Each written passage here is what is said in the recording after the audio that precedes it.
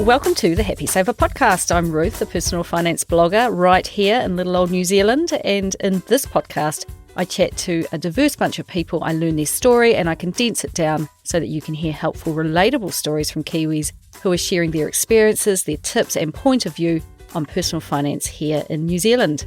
So let's crack on with today's episode. This week, I'm sharing the story of early retiree Brendan. We've met in person many times now, even more so since he moved to my part of the motu, Central Otago, in late 2021. And I have always found him a relatively quiet and contemplative kind of guy. So I was delighted when he took the time, because let's face it, he has heaps, to share with me just how, at the young age of just 39, you manage to have enough money that you never need to work again. But before I get into it, let's just hear from Pocketsmith, today's sponsor. Every time I'm visiting my Pocketsmith dashboard, my emergency fund balance is staring me in the face. Nice and bold and just there. And I always relax when I see it, knowing that if some unexpected big bill comes up, I can cover it. Pocketsmith caters for all walks of life, and I worked out how much I should have in this fund by using the Pocketsmith income and expense statement, which had been automatically tracking every single expense, to work out my monthly average spend, which is entirely unique to me. From time to time, I dip into it, maybe for a car repair, maybe for an emergency vet bill, and it just instantly cures a financial headache, giving me a sense of calm control over our finances. If you want to supercharge your finances with Pocketsmith, they've got a deal for you. Happy Saver listeners get a whopping 50% off your first 2 months of Pocketsmith's premium plan. To get your deal, go to pocketsmith.com/the happy saver. That's pocketsmith.com/the happy saver.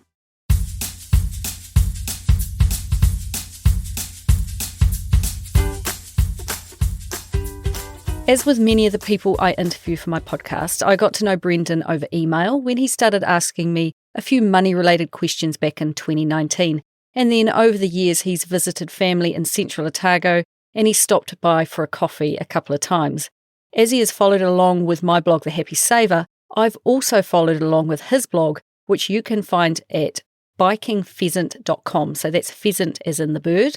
His is about bikepacking, mountain biking, and various running, hiking and travel adventures, and a bit of a journey of the interesting things he likes to do. The places he goes across Aotearoa and the photos he takes are just absolutely stunning, so do go and check it out. The reason I particularly wanted to chat with Brendan was because in late 2021, at the age of just 39, he has reached financial independence and he has retired from full-time permanent work, or put simply, he said, I don't have to work for a living anymore. He has retired 26 years before the standard retirement age of 65. You just don't get to hear from people like Brendan, especially not here in New Zealand. So I think this episode is going to give you a bit of food for thought. Not too many people of his age can say, I'm retired, but just 6 months into his new retired life, he's finding that there is a lot to like about it.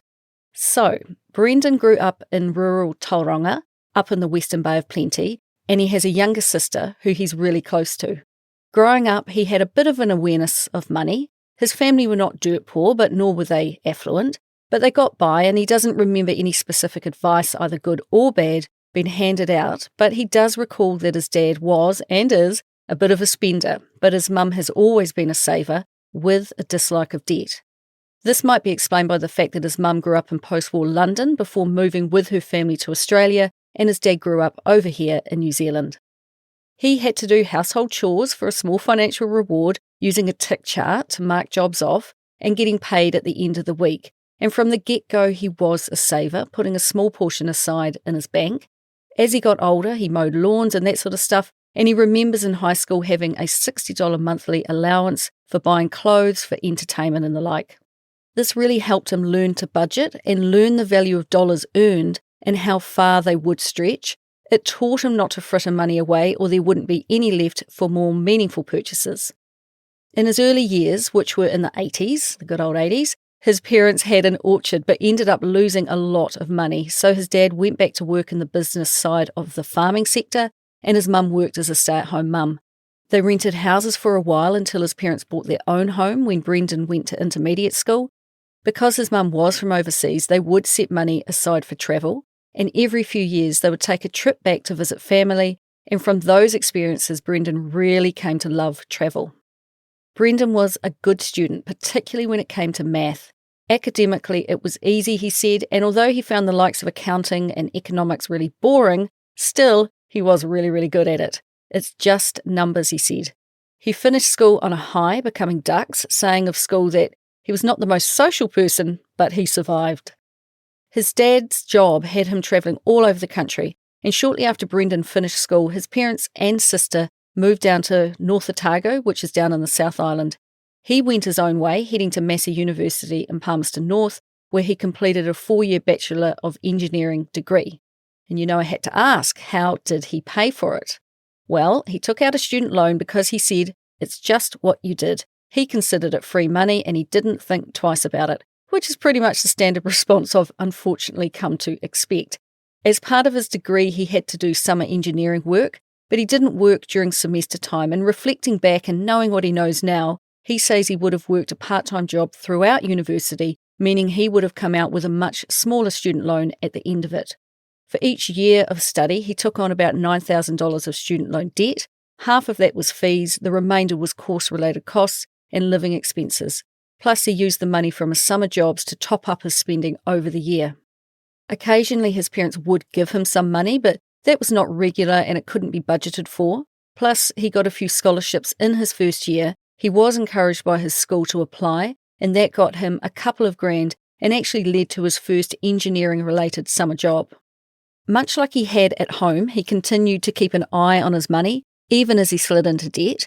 He had started to create spreadsheets and keep track of spending in his bank book too. He thinks he might have had access to an overdraft with his bank, but he never actually used it, thank goodness. And he finished his course at the end of 2004, and he would have been just 22 years old. So what advice does Brendan have for those starting out and looking to head into tertiary study? He said to start saving up while you are still in school so you can pay for as much of your study in cash as you can, and to work while you study too. He also chose his specific degree because he knew he would get a job that he would like at the end of it, and he knew that the job it would lead to would be well paid and enough to pay off his student loan easily. Reflecting back, he realises now that had he paid cash for his study, he would have retired even earlier because he wouldn't have given up future income to pay off old debt. But as he sat explaining this to me, he said he's not that cut up about it, about the route he took, but had he had more information going in, he might have given more thought to what he was doing. And this is the point of these podcasts, showing people that there are options to live a debt-free life, but you just have to start saving early. Brendan was always a saver, but without debt-free study being a goal, he didn't know at the time to save up for it. It took a couple of months to get a job after finishing uni, so he took the opportunity to do a family trip over in Australia before starting a job in late Feb of 2005 with New Zealand Steel at Glenbrook, which is south of Auckland. His starting salary was $40,000, paid fortnightly, and he was learning the ropes in iron making. He went flatting with someone who had just bought a house. He continued living more or less like a broke student, started getting into biking, and he got his first credit card, which he actually still uses today.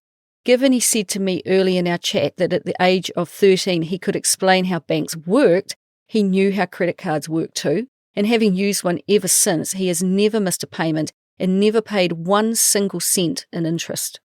He further developed his homemade spreadsheet and was tracking his spending and his income. It was not and still is not super detailed, but one of the keys to his success and his tip for others is to track everything you spend, and to this day he still does. So now he had an annual salary of 40 grand, but he realised that he also had a student debt of $36,000, which at that time also incurred interest. So he began to aggressively pay it down, putting $300 a fortnight towards it. An election came and went, and in 2006 the Labour government removed interest payments on student loan for all borrowers resident in New Zealand. So the mathematician within immediately took over, and he stopped his extra payments and began only paying the percentage that they garnished from his wages each fortnight, which he thinks was about 10%, but today it's 12%. But instead of spending that now surplus student loan money, he took the advice of friends who appeared to be well off, and he visited their financial advisor. Now that advisor steered him into some kind of managed fund. It was something conservative, he said, and he ended up with 2 ING funds. But this first fund got his surplus student loan money, but now it earned interest. And apart from still having a big chunk of debt, it felt logical to him to invest. He felt no downside to having a student loan now. And I always find this logic really interesting, the thought that because it is interest-free, you shouldn't make any effort at all to pay it off. And my take on it is that because it is interest-free, now is the time to smash it out, because who knows, a government gives, but it also taketh away. Who's to say they won't reintroduce interest one day? Brendan simply said, but that doesn't make mathematical sense when he could earn interest elsewhere with that money. And my thinking is, what if the investment doesn't pan out and he loses money? At least if he pays off $100 of debt, that debt is gone forever. He also briefly explained to me that ING got into some sort of bother, and that money of his actually got held up for a number of years in some kind of bungle. He did get it back in the end, and it did all work out in the end. But I do meet many people who apply Brendan's logic, and it does not pan out in the end. They pick a dud investment, lose money, and then they still have the student loan. So just be careful trying to be all fancy on it, is my thought. In his second year at work, his salary increased to $45,000 and then up to $52,000. Then after only 2 years, he was promoted to a supervisor role and his salary shot up to $100,000. He was working hard for his money, doing 12-hour shifts and falling into the world of shift work, but the money was great. This income and amount of responsibility was ridiculous for someone so young, he said. And he said it was hard, dirty, shitty, hot work, supervising rugged men, and it left him absolutely fatigued at the end of a working week. But despite that, he said he really felt like he had fallen on his feet. Hard work does have its rewards. When KiwiSaver began in 2007, he didn't join because he was in the very generous New Zealand Steel Super Scheme, where he put in $1 and they put in $2. Plus, there were also share offers you could take up. This was a form of compulsory saving for him.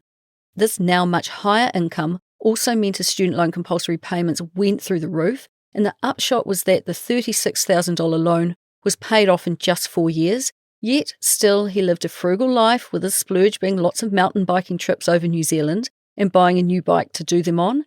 And during 4-day breaks between shifts, he explored on his bike and he managed to fit in a few overseas trips around work, all paid with cash, of course. Plus, no status anxiety here. He was still driving a student car, a 1990 Mitsubishi Galant, such a classic. Now, all the while he was saving into those managed funds of his, and it was always a given for Brendan that at some point he would head overseas to do the great Kiwi OE, that is, get out of our country and our comfort zone and go and see a bit more of the world, call in on distant whānau and learn about the geography and the history of other places. A Kiwi cousin conveniently got married in Tuscany, so he took 6 weeks off, boarded a plane with his parents, and they went to the wedding and then on to the UK. He was scoping it out to move there and he liked it so much that he came back with the view to work towards an OE. Plus, by this point, which was around 2008, the shift work he was doing was really starting to wear on him.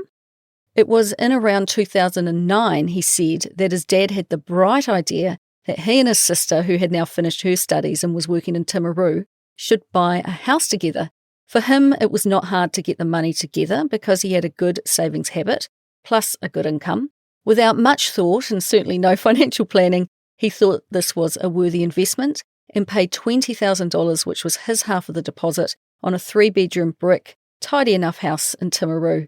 If he recalls correctly, he thinks the house was worth maybe $200,000, and it was an interest-only mortgage, and his sister got flatmates in to pay rent to go towards the mortgage, and all up, Brendan stayed just one night in this place.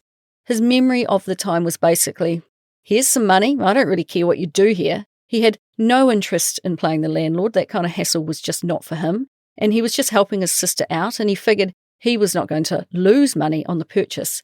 Well, the property was sold 3 to 4 years later, and he didn't make any money in it. He pretty much just made interest on his $20,000, which is a good reminder that you actually don't always make money in real estate. He had other irons in the fire, and in mid-09, he got on a plane and he headed overseas. He had accrued 3 months of holiday pay, so had an extra boost to send him on his way. And with his very last paycheck, his student loan was paid in full, chapter closed.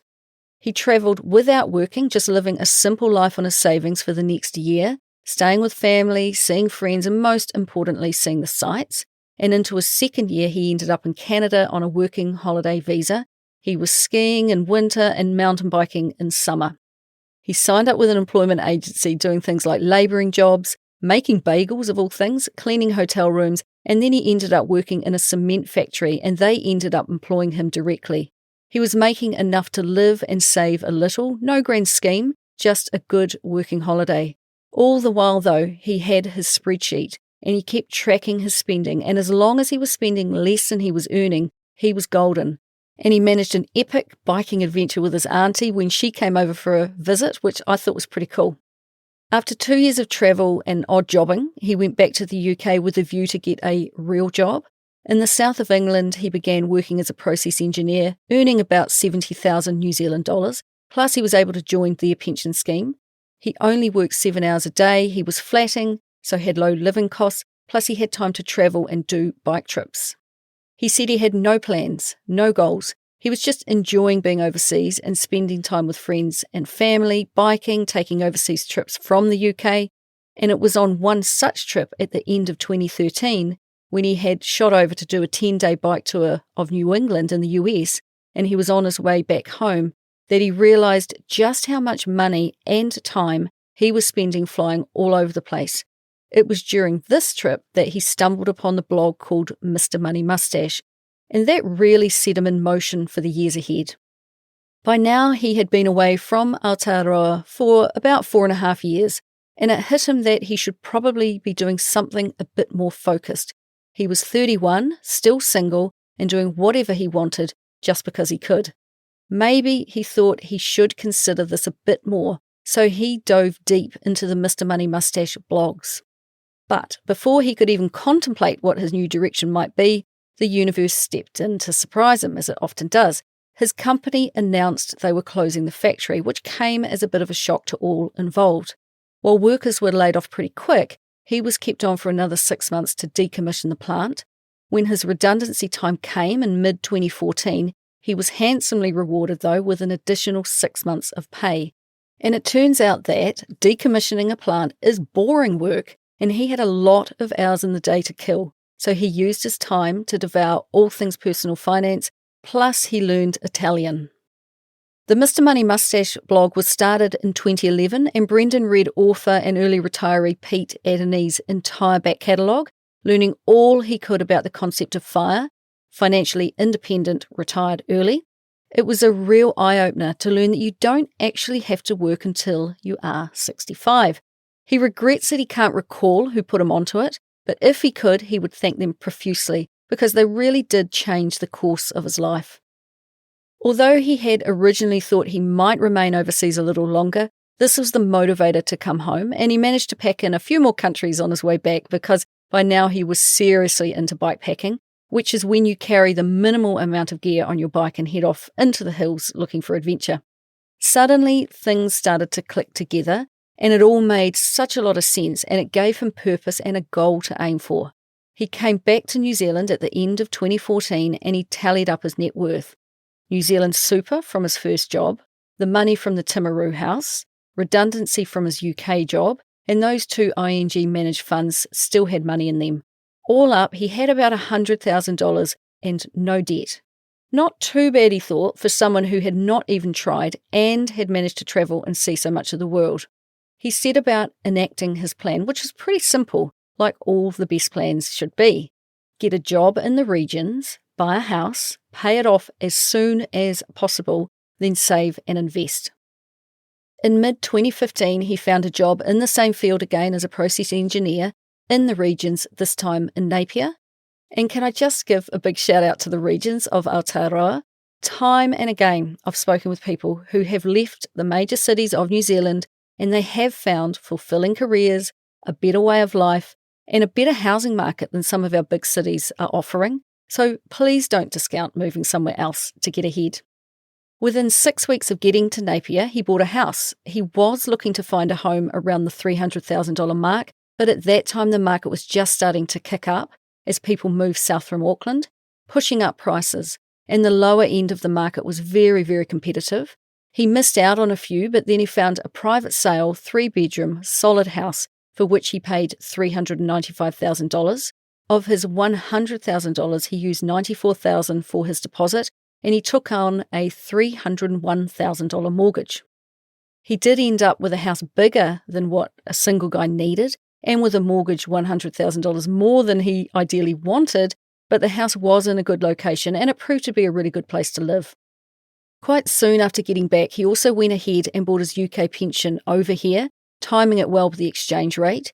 He used NZX-owned company Superlife to bring it over, and from his 3 and a bit years of work, the balance currently sits at $40,000 and is locked in.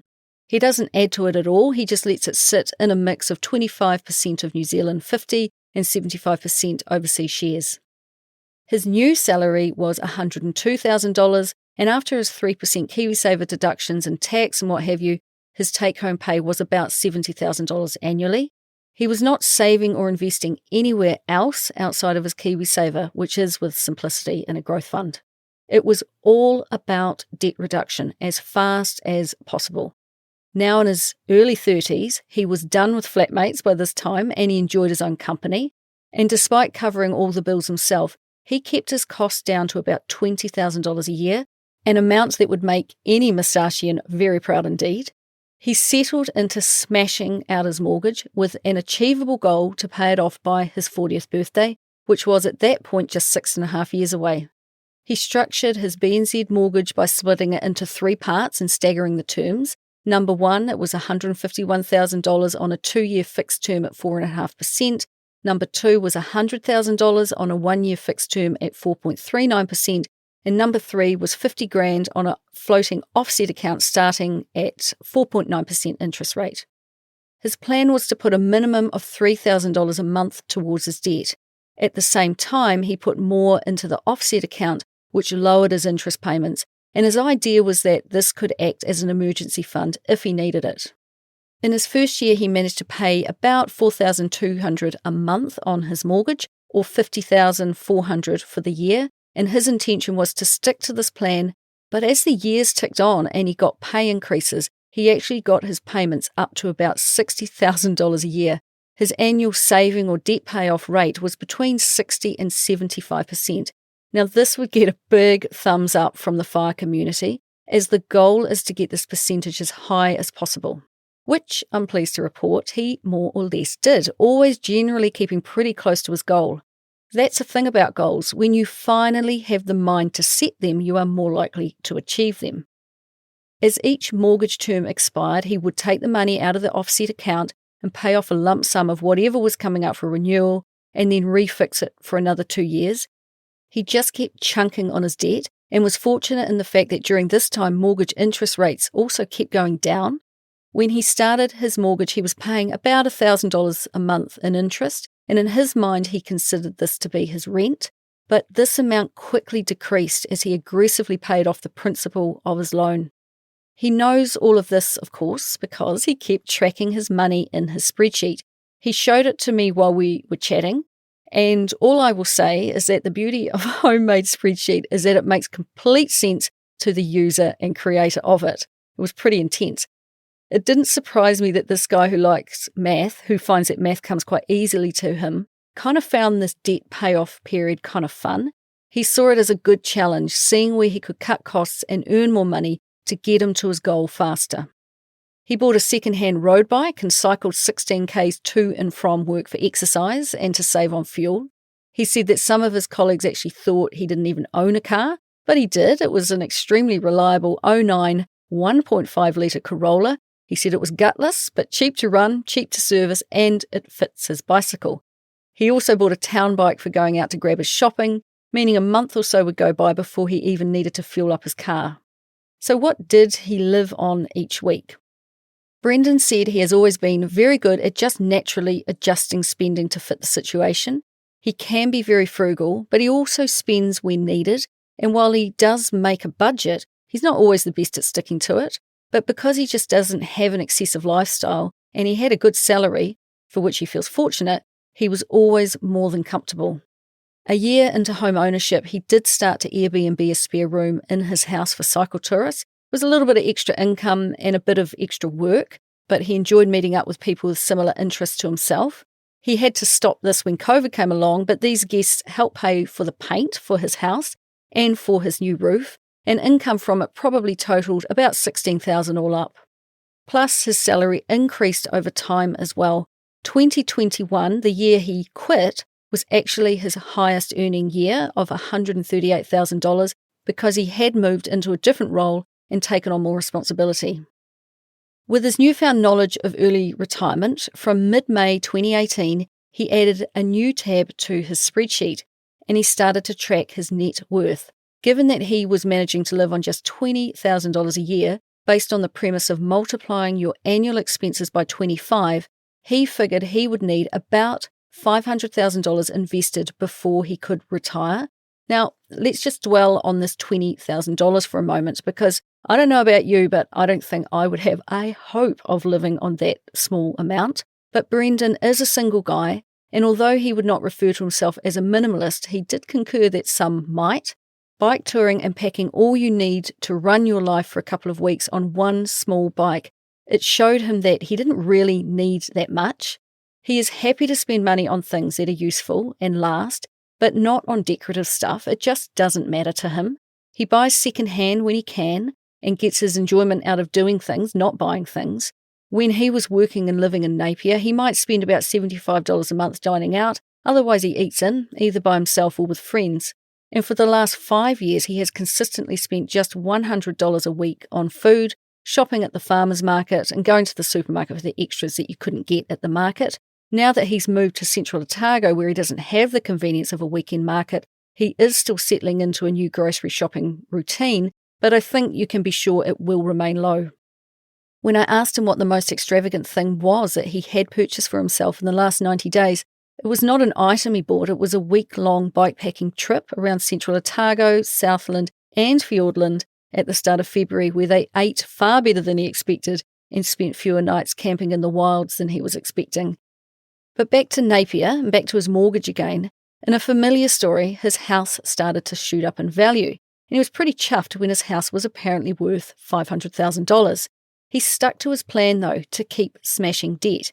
He had always wanted to be closer to his parents and his sister, who were all down here in the South Island, and when his sister moved into my area, Central Otago, and onto a quite remote property with a bit of land, Brendan started to read up about tiny homes, realising that he didn't need that much space at all. His 3-bedroom home was far bigger than what he actually needed.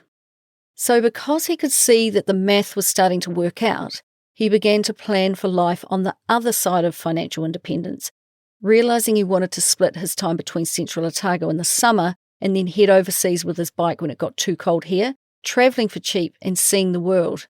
So his plan became, once he had paid off his home, he would sell it and take the cash.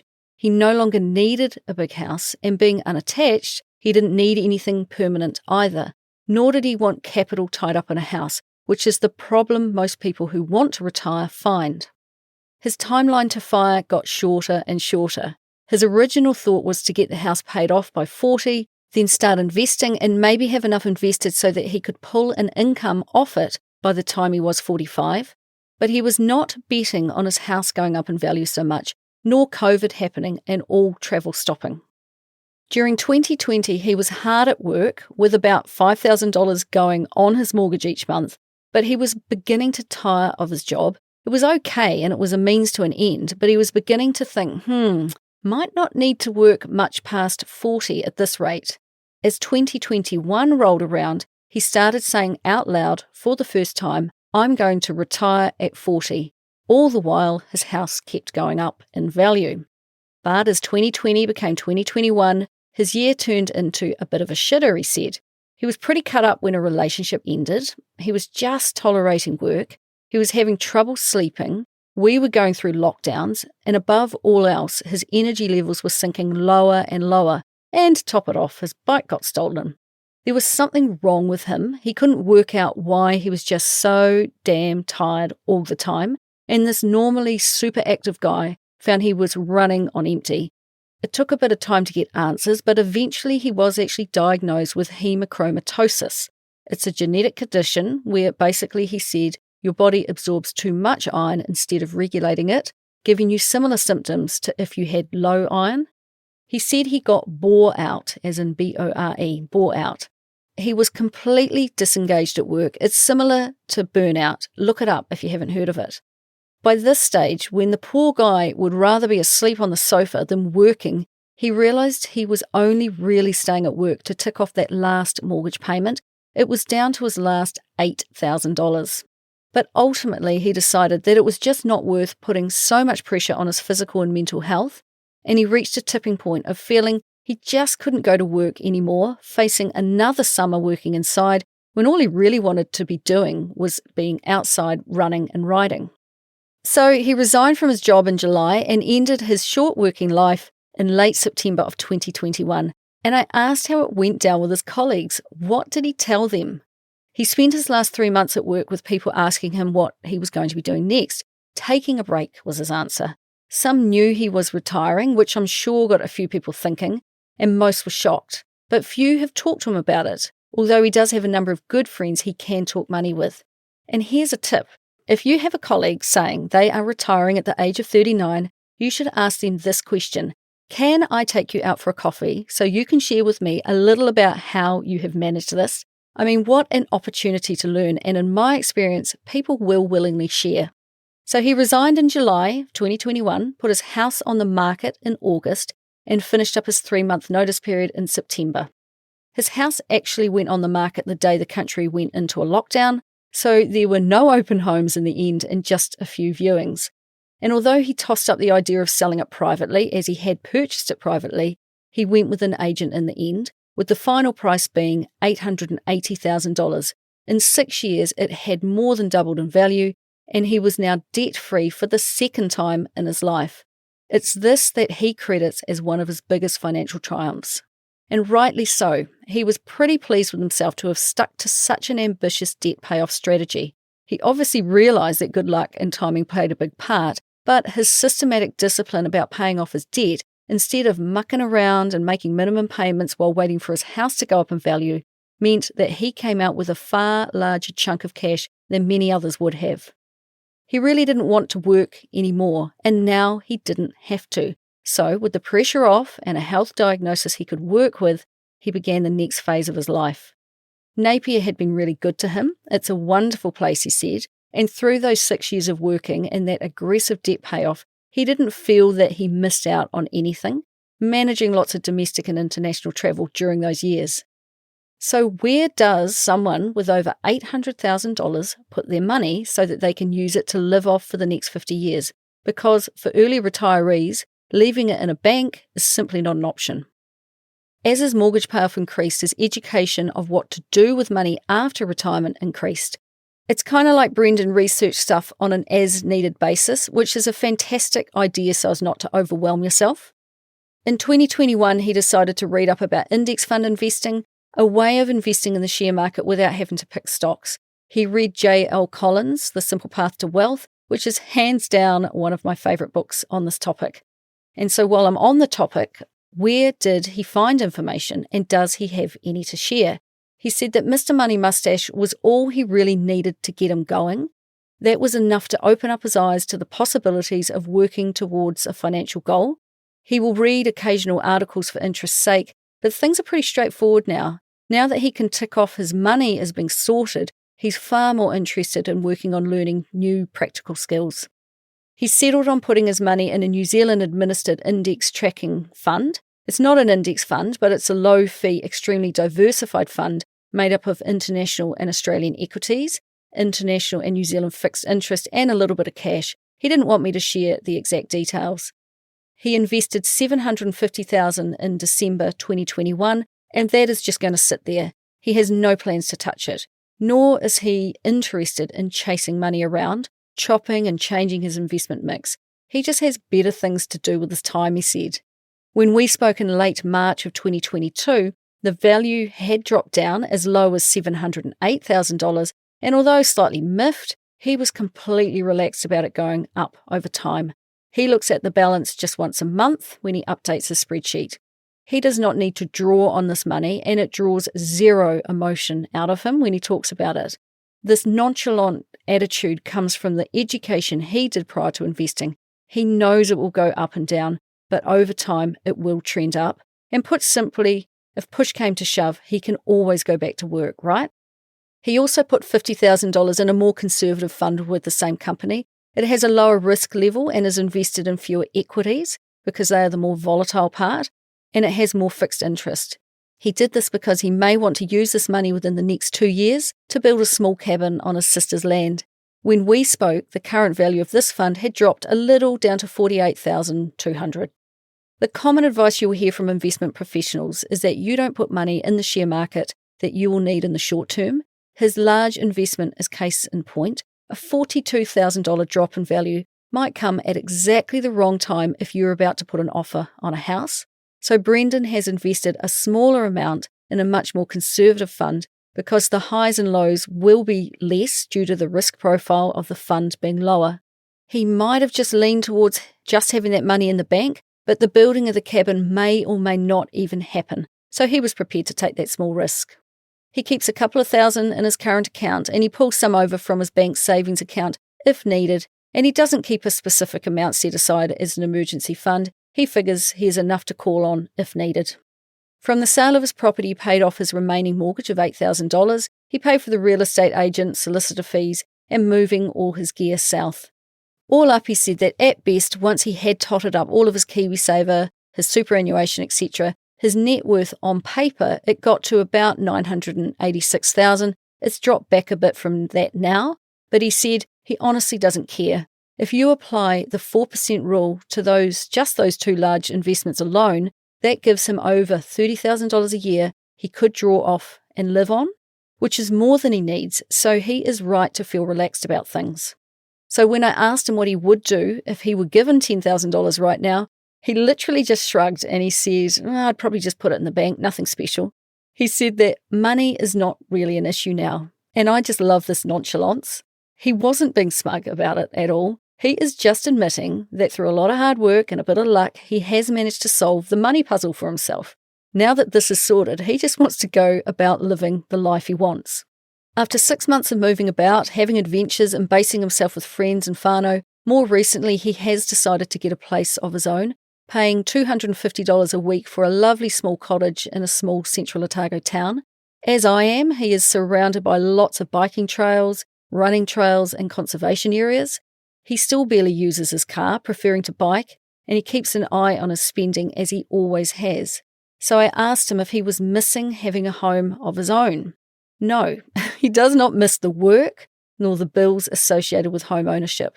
He managed to get rid of a number of insurance plans now that he doesn't own a home, and currently he only has his third-party insurance on his car and his contents and medical insurance. Pretty simple. A key part of his plan remains not to buy land, but instead to build a small but legal dwelling on his sister's property that can accommodate him. It's only going to be very small, as he figured that he didn't use most of his old 3-bedroom house anyway, and by doing it this way, he can lock it up and leave it and head off on his own, whether that be around New Zealand or off overseas. Now, when I mentioned to a few people that I'd be speaking with Brendan and that he had stopped working at such a young age, many said, with emphasis on the I would be bored. Now, I can confirm that there is no chance of Brendan getting bored, and people like him are what small communities always need. He wants to learn some new skills, he wants to see if he can build his own cabin, and he wants to give a lending hand if someone needs it. He already helps out family with childminding, and he thinks it's pretty cool that he can hang out with his young nephews. He takes his duties as uncle quite seriously, and as well as nephew sitting, he has also been investing on their behalf since they were born, and he's looking forward to the conversations with his nephews in the years to come, and he wants to be that knowledgeable adult who can teach them some useful money skills. And due to having the time, he also puts his hand up if someone needs help, whether that be voluntary or paid, which they did on the day we spoke. A local hotel needed staff for the night, and it's short notice, so he said, yep, I'll help out. It was evening work, meaning he could come into town and chat to me, maybe even squeeze in a run or a bike ride. He had no idea what hours they needed him for, even less of an idea about what they might be paying. He figured he would help out, and any income can go towards his rent for that week. It's a win-win situation all round. Probably one of the bigger questions, though, would be, is he happy with this new phase of life? After all, most other 39-year-olds he meets who are not working would be called unemployed, and society tends to frown on them. So he is in a very unique position. He's only just settling into this new phase, and the last 6 months have brought much change, he said.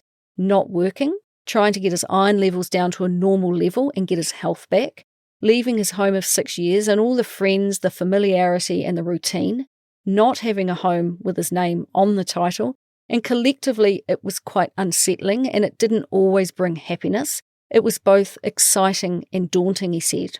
But when we spoke, he's now got a little picture-perfect cottage to call home, his iron levels are down, he has the time to spend with and support his family, whom he's really close to, he can go for rides or runs and have adventures.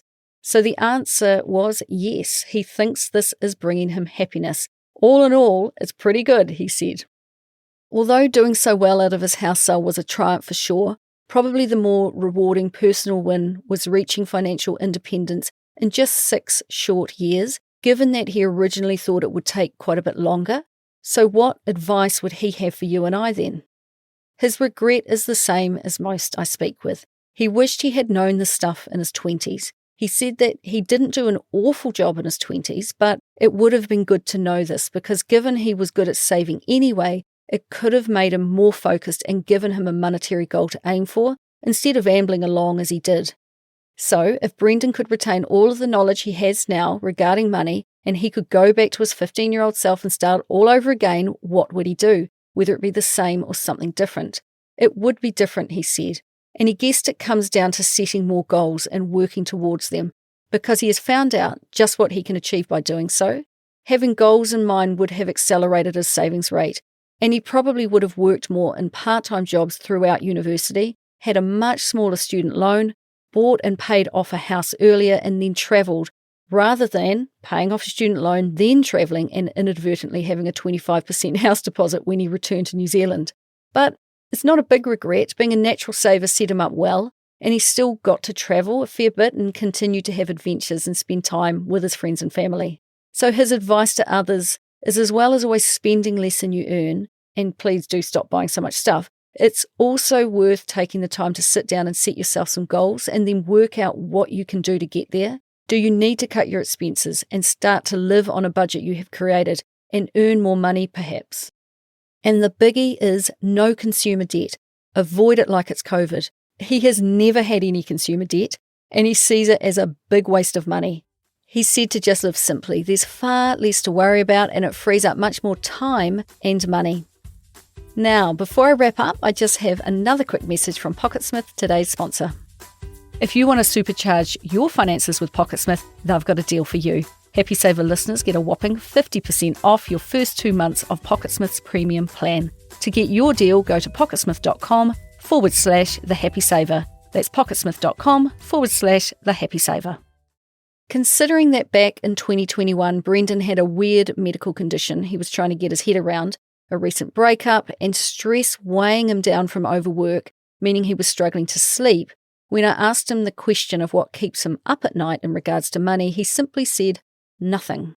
Now, I know money won't solve all your problems, but having your financial life sorted sure does help because it just takes the pressure off. And in his case, he just feels completely comfortable with the position he's worked himself into. It's given him room to focus on and fix the other parts that needed work, like his health. And I love how his situation is different from most, and the fact that getting rid of his home is what made him financially independent. There are many ways to live a life. Housing can be a means to an end instead of the end goal. He said he felt so privileged in so many ways to have had the opportunity to get to where he is. It's taken a bit of work, thought, sacrifice and discipline, he said, but he considers himself so fortunate to now say that his time is his own to do with as he sees fit.